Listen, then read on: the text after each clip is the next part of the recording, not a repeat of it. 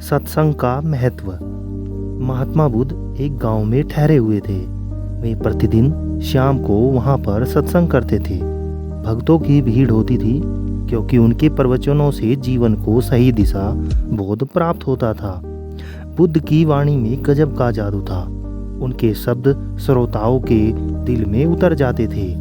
एक युवक प्रतिदिन बुद्ध का प्रवचन सुनता था। एक दिन जब प्रवचन समाप्त हो गया तो वह बुद्ध के पास गया और बोला, महाराज, मैं काफी दिनों से आपके प्रवचन सुन रहा हूँ,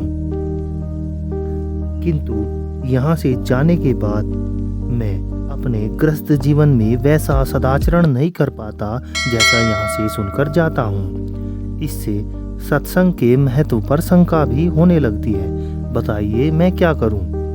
बुद्ध ने युवक को बांस की एक टोकरी देते हुए उसमें पानी भरकर लाने के लिए कहा। युवक टोकरी में जल भरने में असफल रहा। बुद्ध ने यह कार्य निरंतर जारी रखने के लिए कहा। युवक प्रतिदिन टोकरी में जल भरने का प्रयास करता, किंतु सफल नहीं हो पाता। कुछ दिनों के बाद बुद्ध ने उससे पूछा, इतने दिनों से टोकरी में लगातार जल डालने से क्या टोकरी में कोई फर्क नजर आया? युवक बोला, एक फर्क जरूर नजर आया। पहले टोकरी के साथ मिट्टी जमा होती थी, अब वह साफ दिखाई देती है। कोई गंदगी दिखाई नहीं देती और इसके छेद पहले जितने बड़े नहीं रह गए हैं, वे बहुत छोटे हो गए हैं।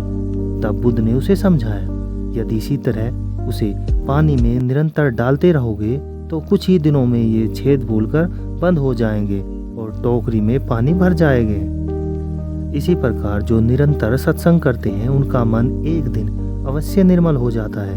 अब गुणों के छिद्र भरने लगते हैं और गुणों का जल भरने लगता है।